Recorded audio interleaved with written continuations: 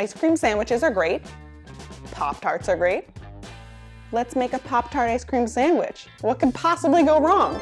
It could turn into a crumbly mess. That's what can go wrong. The Pop-Tarts can be a little crumbly at room temperature, and ice cream straight out of the freezer is impossible to spread. So the trick to making a great Pop-Tart ice cream sandwich is to thaw your ice cream and to freeze your Pop-Tarts. So I'm doing strawberry Pop-Tarts and a chocolate peanut butter ice cream.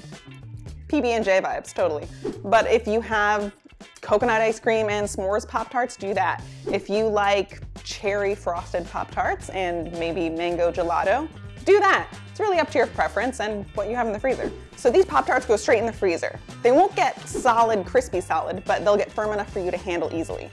The ice cream is gonna thaw in the fridge. You could thaw it on the counter, but you risk the outside becoming very liquidy and the center staying frozen. Your Pop-Tarts will freeze up in about half an hour, and your ice cream will thaw pretty well in about a half an hour. So this only takes about 30 minutes. Check on the consistency. Give it a stir, and if it's a little more firm than soft serve, that's the consistency you're looking for. If you have a new pint of ice cream, it's gonna be too full to stir, so you might have to eat some to make some room. Duty calls. Once your ice cream is soft serve spreadable, take out your Pop-Tarts. They come in twos, so it's kind of like they were made for this. Put them on the plate, frosting side down. If you have unfrosted Pop-Tarts, check your priorities and turn them so they're flat side up. Now this is ice cream, so try to work quickly.